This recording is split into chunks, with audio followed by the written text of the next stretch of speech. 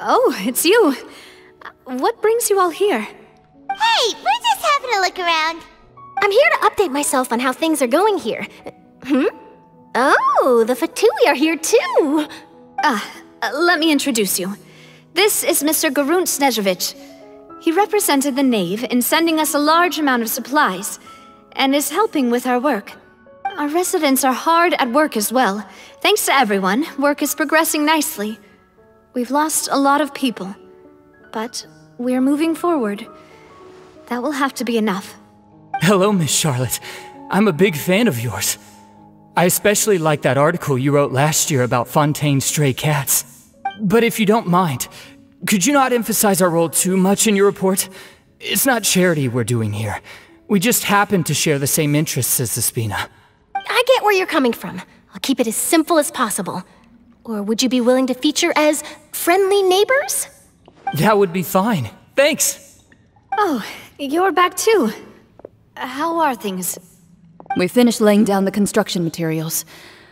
It'll be another hour before the workers are able to go over there. Huh?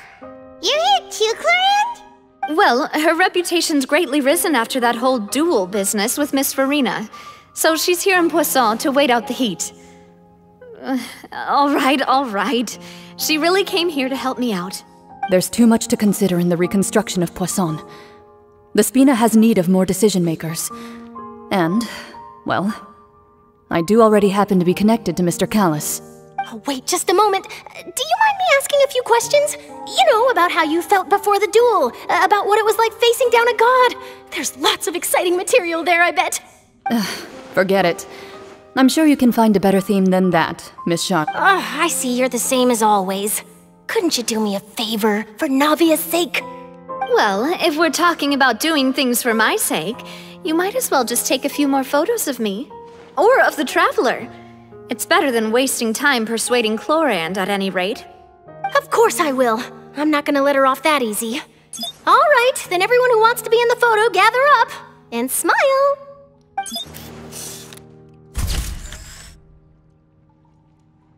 How did it go? Was it a good shot? Did Paimon look cute in it? Not bad. Your addition really helped the composition of the picture. All right, hang on a moment. Let me snap a few more shots.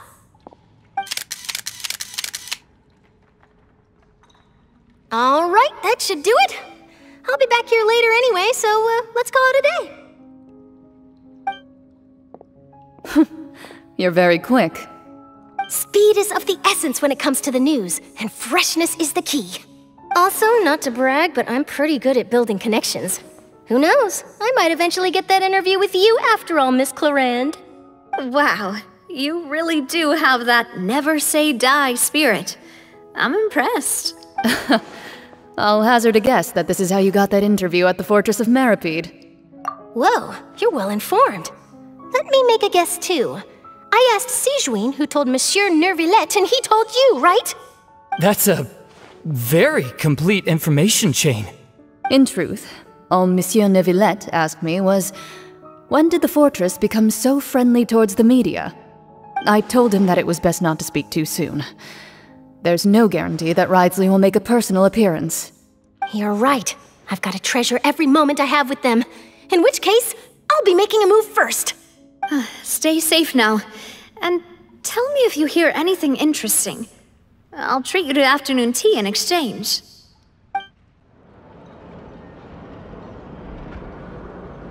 Wow, guess we're here again, huh? There's a real nostalgic feeling to this place. Looks like you've been missing us. Duke! Did you come all the way to the entrance to greet us? Of course.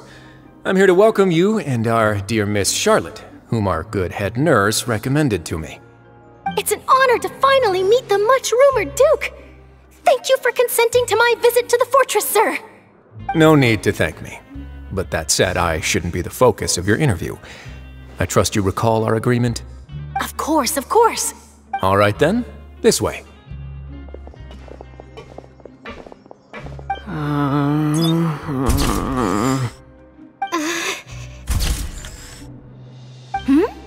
Hey, no need to be so nervous. I've already taken all the photos we need. Miss Charlotte, Do these pictures really need to be published on the cover of the Steambird? It would seem that Miss Lourvine doesn't want her face to appear beside that of Mr. Jurieu, Sir, please don't say things like that. But it looks like dear Mr. Jurieu denies it. Might this interview be very important to you, then? No, I just... This is my first time being interviewed, and I'm very thankful to the Steambird for... Now, I might not look it, but I actually did meet Mr. Edwin once. And I'll be honest, I enjoyed chatting with you more. You've definitely got more of that genius vibe going on. The boat that brought about a miracle, the ark that saved the people. Why, you recreated a myth back there, like an emissary of legend. Still, if I might ask, where's that flying ship now? Huh! Looks like Charlotte's trying to get herself another exclusive scoop. I have to apologize, but that ship is presently in the bowels of our factory. I'm afraid it won't be easy for you to get a shot of it. Really? Well then in that case, could I have an interview with you to make up for that loss? You already know my answer, I'm afraid. Best you interview our head nurse instead. Or perhaps you'd like to take another photo of this couple of researchers? Did you really have to use the word couple? Well then, 2 solo photos will do. Is my hair messed up? Please, someone help me have a look. Things sure are getting pretty lively here. We've seen this kind of thing before. Oh, seems like everyone's here. Would any of you like to try this new drink I came up with?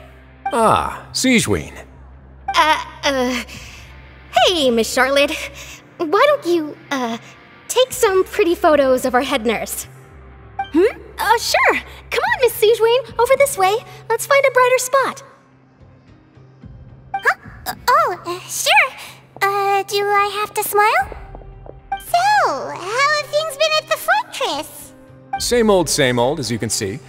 Fontaine's undergone some changes, but this place is still more or less the same. Other than that flying ship, it got a tad too much attention, I think. That's why I decided to let the interview go through. We should direct more public opinions toward the behind-the-scenes heroes. Am I right, Mr. Jurieu? Miss Lourvine? You're too kind, sir. I believe that you too should have your day in the sun. Not that you would want that, which is a pity. I'll just leave the spotlight to you two. I see. Lots of things happened that day, huh? Anyway, regarding that Harbinger, I'm not sure you remember, but his 3 young followers are still waiting for his return. He sure did win them over, huh? I'll tell them that there's good news and bad news. The good being that their boss seems fine, and the bad being that they must face extended sentences for abetting his escape. Oh, actually, what about you? Are things gonna change for you too? What change can there be? The fortress will keep chugging along, and so will my duties. As to what Miss Farina's departure will mean for the nation, and if our laws and governance will be transformed, we'll leave those to the folks in the overworld. Hey everyone, the photo shoot's done. Good. In that case, let's call it a day here. Thanks for your cooperation. Come on, Traveler, let's go. Till next time, everyone. There'll be a next time? Maybe. Who knows? I might write a story about the underwater factory next time. Until then.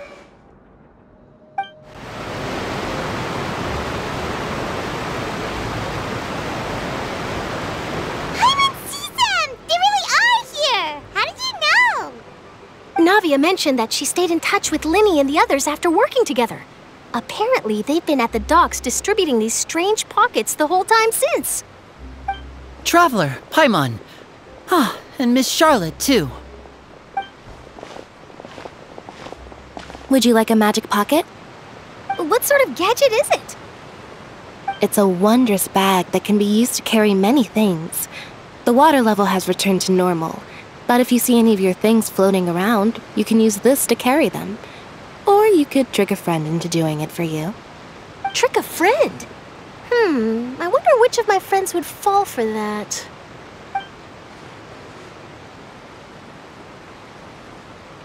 You could just make a friend like Freminet here. Isn't that right, Freminet?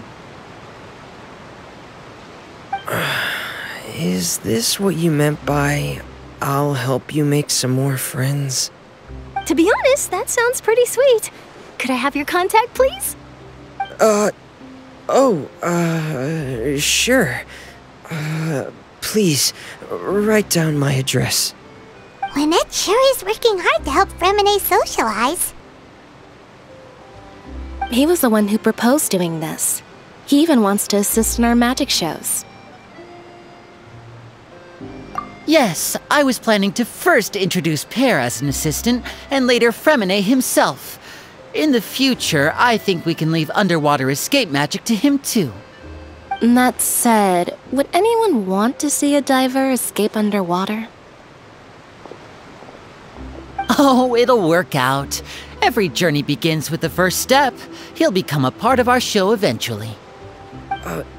Lynette, could you come over? Miss Charlotte says she wants to take a picture of us. Got it. My, that Charlotte is rather perceptive.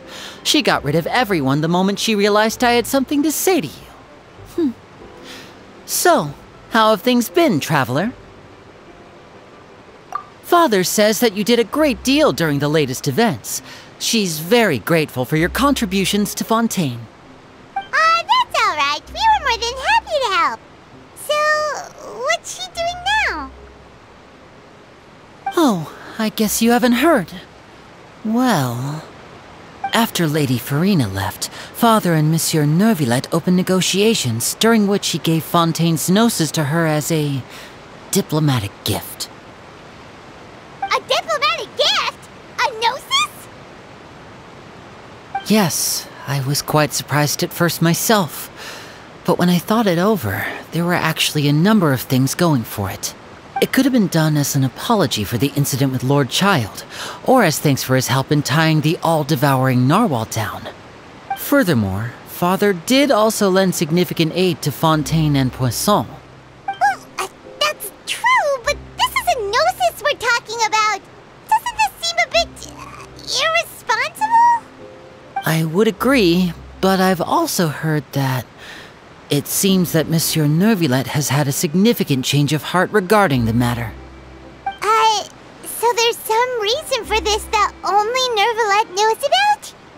I suspect you'll have to ask him about that yourself. Ah, yes, speaking of which, I did see him strolling around the entrance to the Fortress of Masquerade a while back. Isn't he real busy and stuff? Paimon didn't think he'd have the time for that. But back to the topic. The gnosis was given to the knave, right? What about Child? They say that he's returned to Snezhnaya to recover from his wounds. I hear that the recent disaster really did a number on his health. That's true. When you think about it, we've had loads of run-ins with the Fatui. To think we'd be allied with them this time. So shocked by such a simple switching of sides?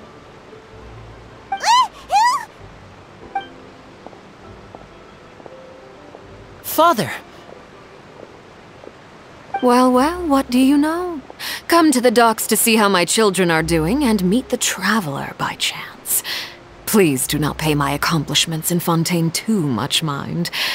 I would have done them regardless. Are you going to take the gnosis back to Snezhnaya? That is our duty as harbingers, yes. Don't be too preoccupied with sides.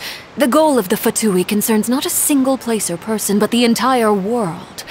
With such a grand goal in mind, it is inevitable that we must wear many masks. Switching my masks is something I've always done. Well, that depends on many things.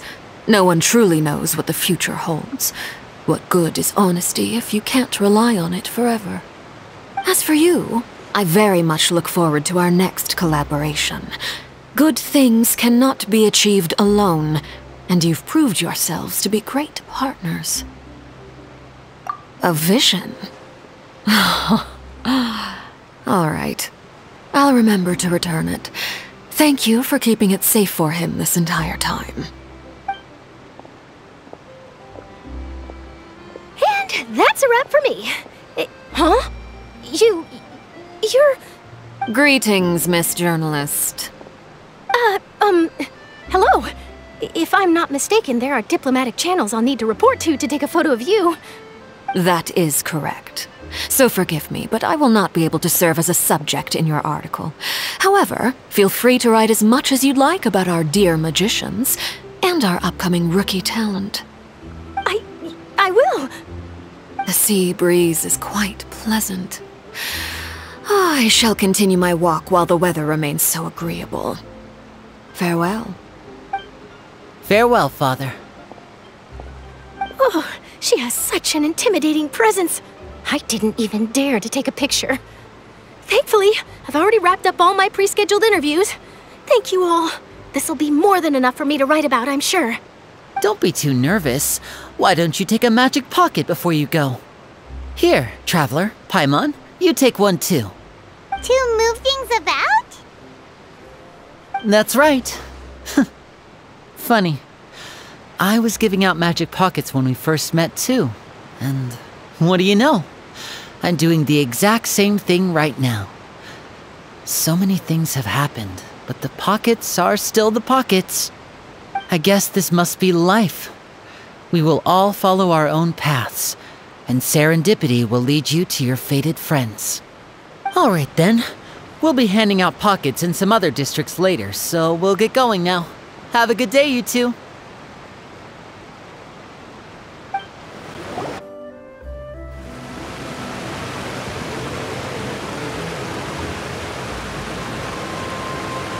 So, you really are here, Neuvillette.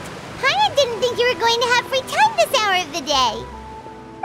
Really? Oh, I suppose you must have met Mr. Lyney. He took the time to greet me earlier when he passed this way. In any case, you came at a good time. I was just considering reaching out to you to set up a meeting, so I may explain some things that I haven't had the time to before. Aw, Paimon's glad that you remembered. Thank you for keeping us on your mind, what with you being busy and all. Alright, let's have it then. How was Fontaine actually saved? The whole business is still quite the mystery to us. It is strange how words can often leave a bitter taste in the mouth when it finally comes time to say them out loud.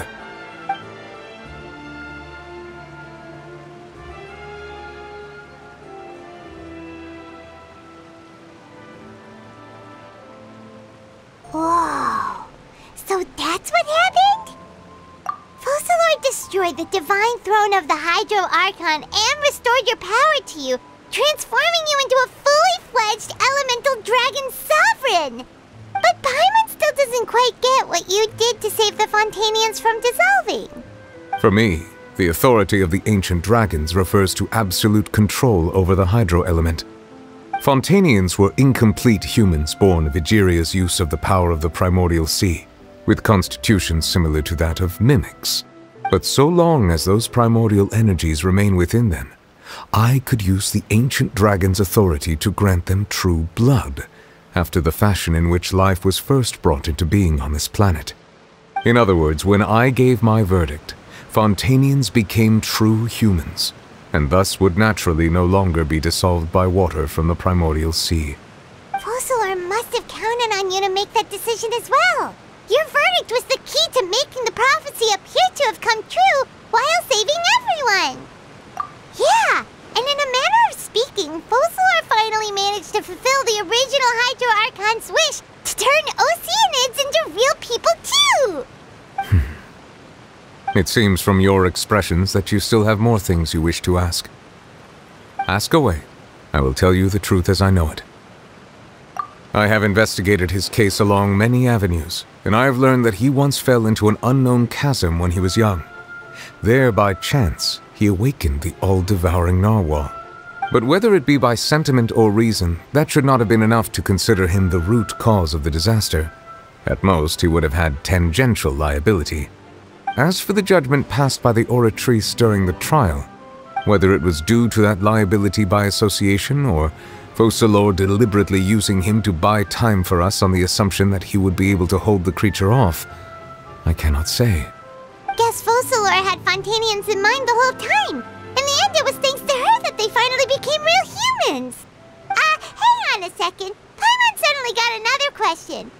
Back when Fontainians hadn't yet become real humans, were the children they had also transformed Oceanids? Life has always flowed like water. Do you recall how Fontainians would often come to the Fountain of Lucine to pray for children? Yeah, Lynette said the fountain is where all the waters in Fontaine converge. In truth, even those couples did not know that such prayers were no mere custom, but instead a form of ritual. Those Oceanids who were blessed within the spring water would later descend as new humans in the coming months. Paimon sorta gets it now. Either way, seems like this ritual won't be of any further use, but it'll probably live on as a local custom. Ask away. I will tell you the truth as I know it. Yeah, about that. Wriothesley said Freminet has already left. What's that all about? Ah, Lady Freminet. The people are only aware that her death sentence has not been carried out. She abdicated the post of Hydro Archon and left affairs related to that title to me, before leaving the Opera House. I related Focalor's words to her faithfully and completely. After hearing them, she seemed neither saddened nor comforted. She simply said that she was tired and needed to rest. Having said that, she then packed her things and moved out of the Opera House, not unlike how an ordinary person might. But she's still got a place to stay, right? You need not worry. I will make arrangements to ensure that she will not want for food, clothing, board, or travel. In truth, I am somewhat happy for her. The wear and tear on her spirit will, of course, take time to heal. But now that she no longer has to play the role of Focalor the Hydro Archon, she can finally lay down her burdens and lead a normal life. What about you then? What are your plans now that you've regained your full powers as the Hydro Dragon? After Focalor passed on, the Oratrice also ceased to function. This matter will directly affect our trials. After much careful consideration, I've decided to take over its role in our courts. From now on, I shall hear cases and pass verdicts by myself. Looks like you're still considering stuff from the perspective of the Udex, huh? As an elemental dragon, there are indeed many things that I must do. But this power and this duty, in a manner of speaking, you could say that both were granted to me. As such, before I attend to my other responsibilities, I must first and foremost continue to serve Fontaine as its highest judge. The duty of the Hydro Sovereign and the duty of the Udex shall coexist within my person. Additionally, the Hydro Archon's departure has brought about another problem, which is that the Opera House shall no longer produce indemnitium. That's true. That power was derived from the people's faith in the Hydro Archon, wasn't it? Wait, but the various mechs and machines in the city are all still okay. Where are they getting their energy from? As I am now, I have full command over New Musia, and it can serve as a complete substitute. Another reason why I cannot quite leave Fontaine immediately. Wow. This ancient dragon's authority stuff is really quite useful, huh? Ask away. I will tell you the truth as I know it. Oh, that's right! They say you've given it to the knave as a diplomatic gift or something! Leaving aside their intentionality, the two Fatui Harbingers have indeed done much for us during this crisis. Their sole remaining goal in Fontaine, at least at this point, would seem to be the Gnosis. The Oratrice has ceased to function. The Hydro Archon's divine throne is now no more, and I do not need the Gnosis's power. As such, it has lost all meaning for Fontaine. If the Fatui have impure designs, then we might as well accede to their request now, and avoid unnecessary conflict. What complicated considerations! Paimon thought you were just giving it to them out of gratitude to the knave and as an apology to Child. Ask away. I will tell you the truth as I know it. You will soon be heading to Natlan, I presume. I'm afraid that I have little talent as a travel guide, so all I can do is tell you what I know about that land. As far as I'm aware, Natlan can be said to be a nation of dragons. A nation of dragons? You mean like you? No, I suspect that I would not find myself welcome there. Unlike ancient dragons such as myself, the dragons of Natlan have undergone long years of development and evolution.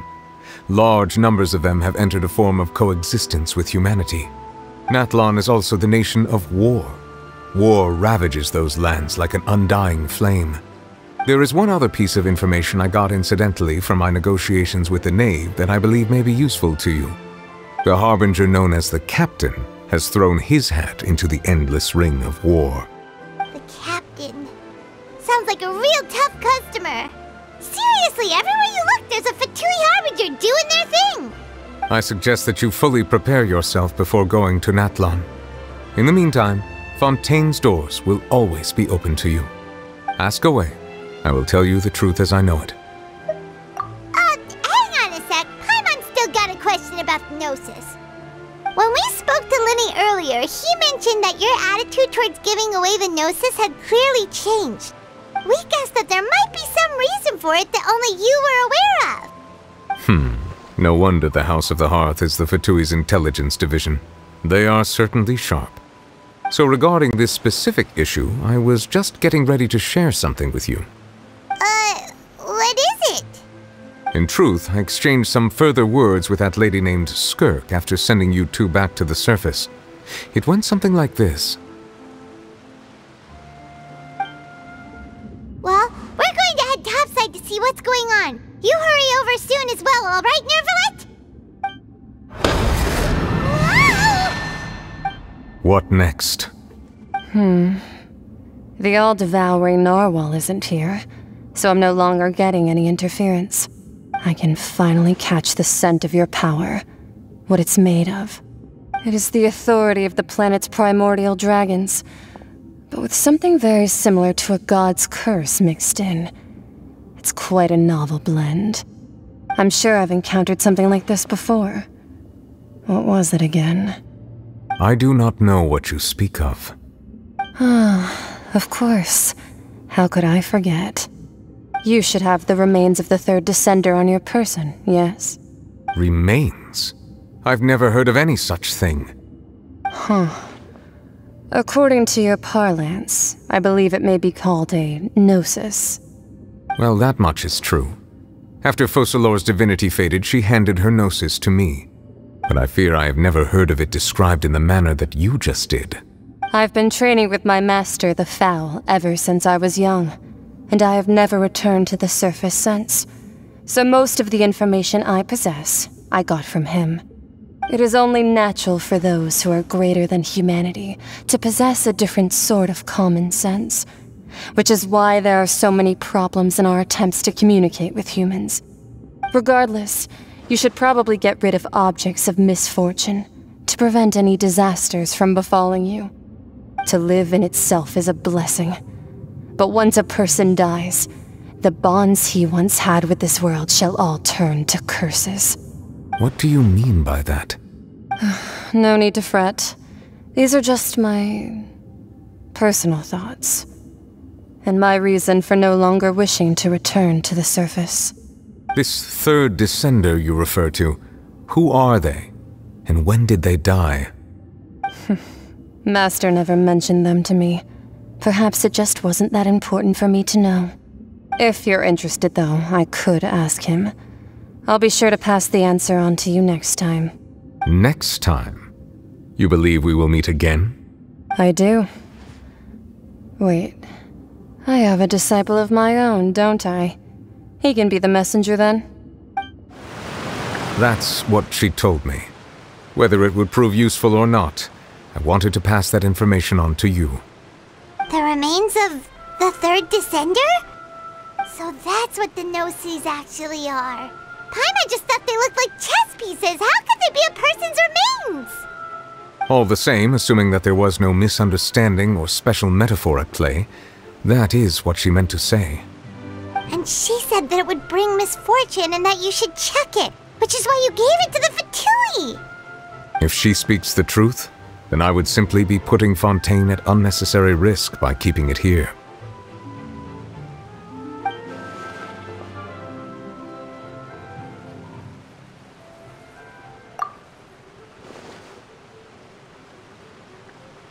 I had guessed that you might already be familiar with this concept, but I did not expect you to be one of them. That means that the Gnosis, which are exceedingly element-compatible and can even enhance elemental abilities, do indeed come from the third descender. I wonder, does your body also possess similar properties?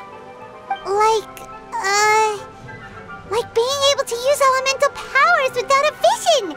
That does sort of count as special compatibility, right? No, let's not think about this stuff right now. It just feels regard to the dead third descender and all? That's what you say, but this topic still feels like bad luck! Once Child recovers, let's get some more answers out of him. Or go look for his master and get the answers that way! I too believe it unwise to make too many blind guesses when information is lacking. The same is true of being at court. Alright. Whatever the case, it seems like the crisis here in Fontaine's over for now. Yes. All of Focalors' efforts were for this moment as well. But she sacrificed herself in the end as a god, and she suffered through all those years as a human. Was that really what she wanted? I suppose that would be the mystery of a god's will. I suspect not. But once in a while I too would guess that if wishes were like the clouds in the sky, they will one day return to the earth as raindrops.